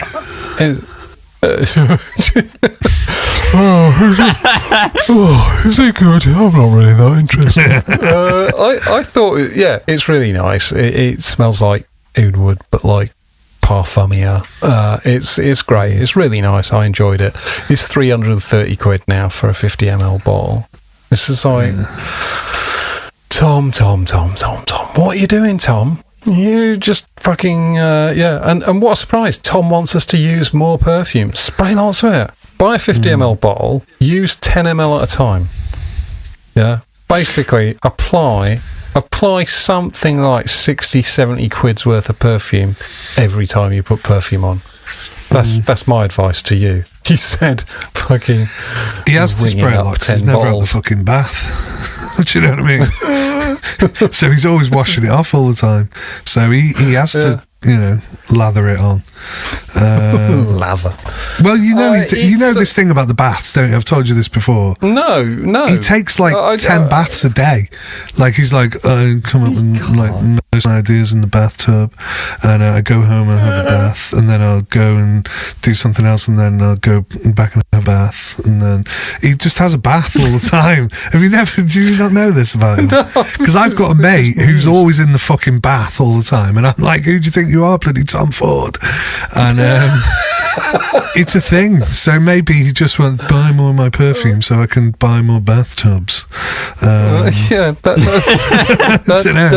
does now make sense. Fuck it. I mean, look, I'm all up for using lots of perfume. It would be borderline criminal to host a podcast about perfume and not advocate for the heavy use of perfume.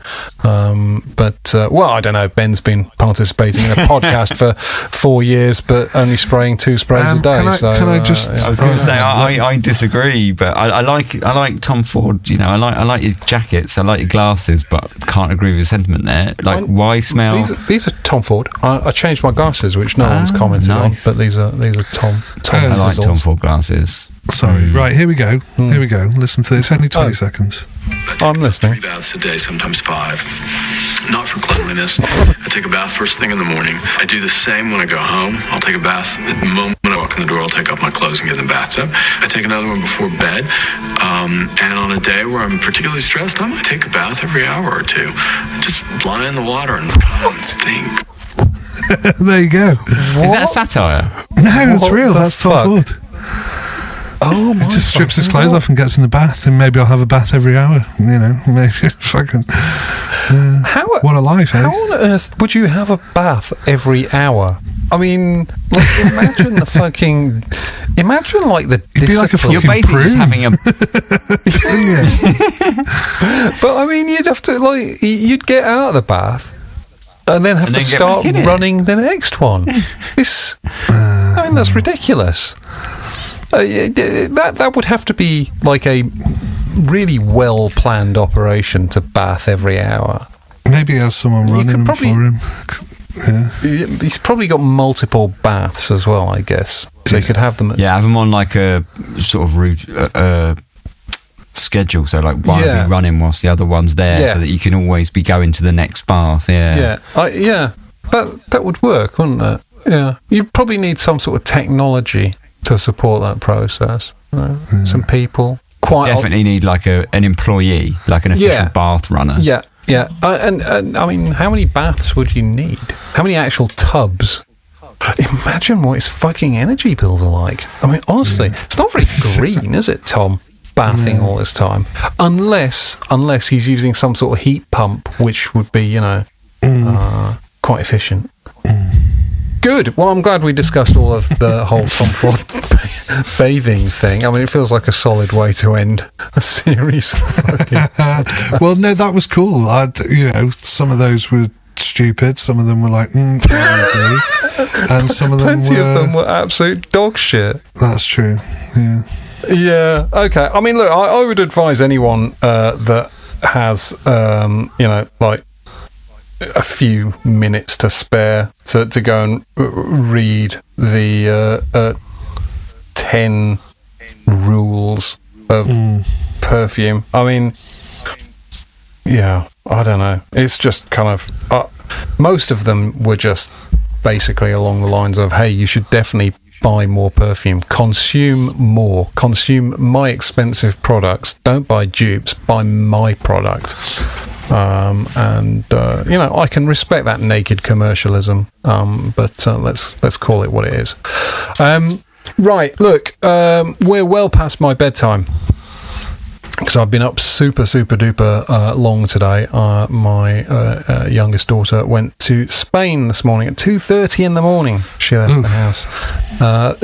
Yeah, I know. It's ridiculous. It's like a trip, like a...